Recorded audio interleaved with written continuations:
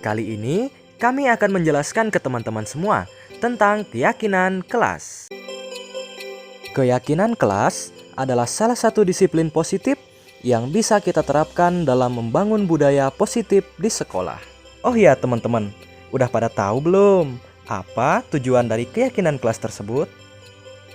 Tujuan dari keyakinan kelas adalah dengan adanya keyakinan kelas yang sudah dibuat dan disepakati bersama-sama, diharapkan siswa tak lagi terpaksa dan terancam dalam berbuat kebajikan yang sesuai nilai-nilai karakter. Sehingga melalui keyakinan kelas terciptalah budaya positif di kelas dan di sekolah. Oke, jadi teman-teman sudah pada tahu kan apa itu keyakinan kelas dan apa tujuan dari keyakinan kelas tersebut? Lalu kali ini saya akan menjelaskan ke teman-teman semua tentang keyakinan kelas yang ada di kelas saya, yaitu keyakinan kelas 11 MIPA. Di kelas saya terdapat keyakinan kelas yang telah kami buat dan kami sepakati bersama. Dalam keyakinan kelas tersebut terdapat 4 poin utama, yaitu 1. Hormat, 2. Disiplin, 3. Kebersihan, 4. Belajar. Saya akan mulai dari poin pertama, yaitu hormat. Hormat.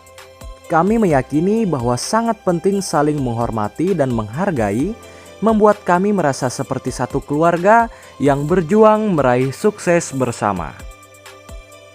Lalu poin kedua, yaitu disiplin.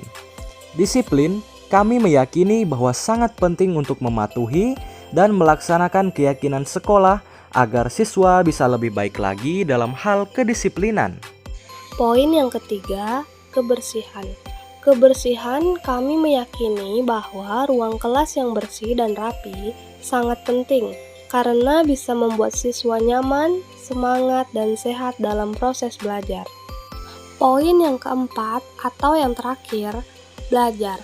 Kami meyakini bahwa sangat penting untuk mengerjakan segala pekerjaan atau mengikuti kegiatan yang telah ditugaskan dan melakukan literasi secara mandiri. Nah, bukan hanya itu. Keempat poin di atas masing-masing memiliki model Canva dan skema Y-nya tersendiri, serta contoh tampak seperti apakah poin-poin di atas. Yuk kita bahas satu persatu. Mulai dari hormat. Ini adalah model Canva hormat yang menjelaskan tentang tugas-tugas guru dan tugas-tugas siswa. Guru tugasnya dihormati dan menghormati, berbicara dan mendengarkan, menegur yang salah, meminta maaf jika salah. Guru tugasnya bukan menyakiti siswa, bertindak tidak adil, membuli siswa. Murid tugasnya menghormati dan menyayangi, mendengarkan, bertanya dan memberi pendapat, siap ditegur jika salah, berterima kasih dan berubah, meminta maaf jika salah. Murid tugasnya bukan menyakiti guru dan orang lain, membuli orang lain, berkata kasar. Jadi, itulah model Canva dari poin hormat. Sekarang, kita lanjut ke skema Y-nya. Skema Y hormat. Skema Y hormat menjelaskan tentang seperti apa yang terlihat, terdengar, dan bagaimana kita berperilaku saat kita menerapkan poin hormat dalam kehidupan kita. Terlihat, menundukkan sedikit badan, saling menyapa, tidak menyela pembicaraan orang lain. Terdengar, permisi, selamat pagi. Boleh saya membantu? Tolong, maaf, berperilaku. Memberikan salam hormat. Tersenyum ramah, mendengarkan. Jadi, itulah skema Y dari poin hormat. Lalu, kita lanjut ke contoh-contoh tampak seperti apakah penerapan poin hormat dalam kehidupan sehari-hari. Tampak seperti menghormati guru dan teman, menghargai pendapat teman atau orang lain, tidak membuli teman, berbicara sopan. Tidak tampak seperti tidak menghormati guru dan teman, tidak menghargai pendapat teman atau orang lain, membuli teman, berkata kasar. Lalu kita lanjut ke poin disiplin. Model Canva disiplin. Guru tugasnya menegur siswa yang melanggar keyakinan sekolah, mengarahkan siswa untuk mengikuti peraturan yang ada. Guru tugasnya bukan menghukum siswa dengan berat, membuat siswa malu, menjemput siswa ke rumahnya. Murid tugasnya mematuhi peraturan sekolah, mendengarkan arahan yang diberikan guru, menjaga nama baik sekolah. Murid tugasnya bukan melanggar aturan sekolah, bermain saat jam belajar, pulang sebelum jam sekolah berakhir, terlambat hadir. Itulah model Kanpa disiplin. Kita lanjutkan lagi ke skema Y disiplin. Terlihat berada di kelas sebelum guru masuk. Pakaiannya rapi dan lengkap. HP sudah dikumpul di meja guru. Kelas teratur. Terdengar, tidak ada yang terlambat ya. Kunci motor sudah terkumpul semua ya. Berperilaku, datang tepat waktu, tidak pulang sebelum waktunya. Contoh-contohnya tampak seperti mematuhi tata tertib sekolah, datang tepat waktu, mengumpulkan HP sebelum belajar, mengumpulkan kunci sebelum bel masuk berbunyi. Tidak tampak seperti melanggar tata tertib sekolah, datang terlambat, menggunakan HP tanpa ada arahan guru, menggunakan motor pada saat istirahat. Lalu kita lanjut ke poin kebersihan. Model Kanpa kebersihan. Guru tugasnya mengkoordinir siswa membersihkan lingkungan kelas, mengawasi siswa dalam melaksanakan tugasnya, memberikan ide dan saran. Guru tugasnya bukan membersihkan kelas, merapikan kursi kelas, membuang sampah yang ada di tempat sampah.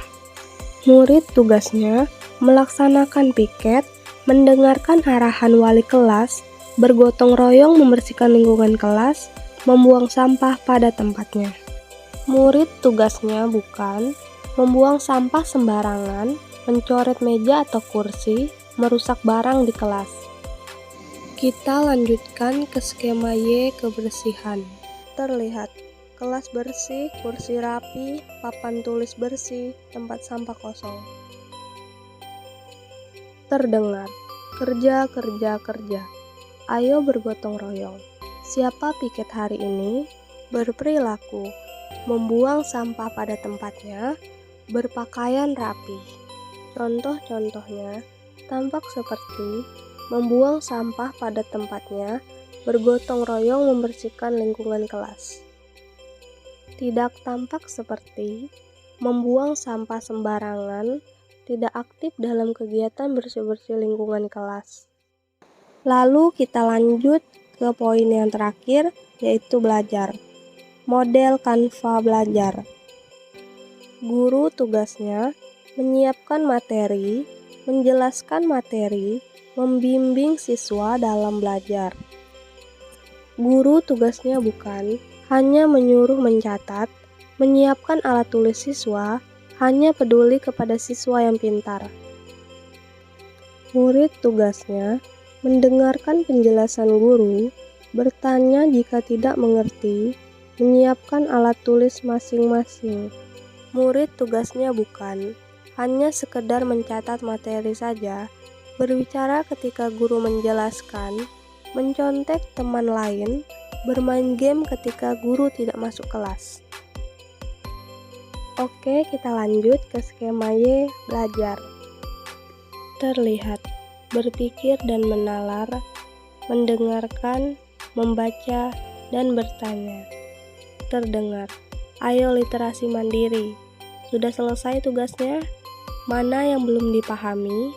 Berperilaku, merangkum materi penting, menjadi tutor sebaya.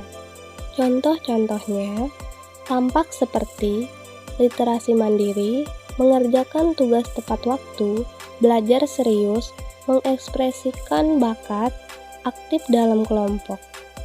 Tidak tampak seperti bermain HP, bercerita, tidur, malas dan tidak mengerjakan tugas, belajar main-main, berekspresi hingga merusak fasilitas kelas, siswa pasif dalam kelompok.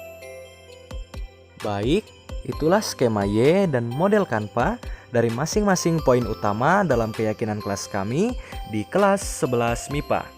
Sekarang kita masuk pada laporan keyakinan kelas. Laporan keyakinan kelas 11 MIPA. Hal-hal negatif, siswa jadi lebih bebas dalam berperilaku karena tidak dikontrol poin lagi. Dan sebagian siswa masih kurang yakin dengan keyakinan kelas.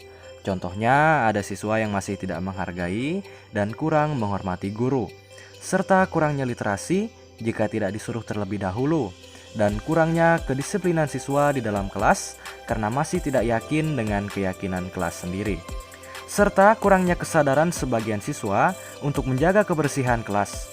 Contohnya, membiarkan tempat sampah penuh dan membuat seisi kelas menjadi tidak nyaman. Jadi masalah utamanya adalah walaupun keyakinan kelas sudah didiskusikan dan dibuat secara bersama-sama, tetap saja ada sebagian siswa yang masih kurang kesadaran dan kurang yakin dengan keyakinan kelasnya sendiri. Hal-hal positif. Siswa jadi tidak tertekan lagi dengan peraturan yang terlalu membatasi siswa dalam berperilaku, yang membuat siswa merasa terancam dan terpaksa karena takut dengan hukuman yang akan diberikan. Dalam berbuat hal-hal yang sesuai dengan aturan dan nilai-nilai karakter yang pada akhirnya membuat siswa jadi tidak tulus dan ikhlas dalam melaksanakan aturan sekolah, dan membuat siswa jadi terhambat dalam pembelajaran dan merasa tidak nyaman di kelas karena terkekang dengan rasa takut akan hukuman-hukuman yang akan diberikan. Dengan pembuatan keyakinan kelas yang dilakukan secara bersama-sama, membuat seluruh anggota kelas bisa lebih akrab dan bisa bekerja sama dengan baik. Dan dengan adanya keyakinan kelas yang dibuat para siswa, jadi merasa lebih dekat satu sama lain, seperti keluarga tanpa adanya rasa tertekan dan terkekang. Hasil yang didapat dari pembuatan keyakinan kelas kami ini, ada beberapa hal yang kami dapat. Ada hal negatif, ada pula hal positif.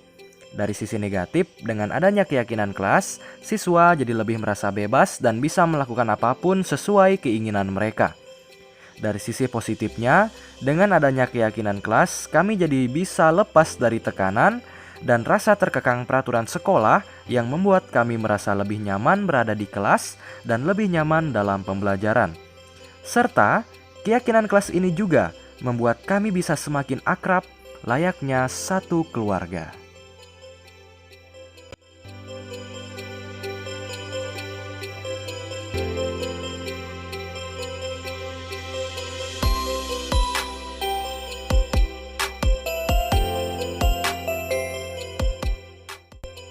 Baik, sekian presentasi kami tentang keyakinan kelas dan laporan keyakinan kelas kami.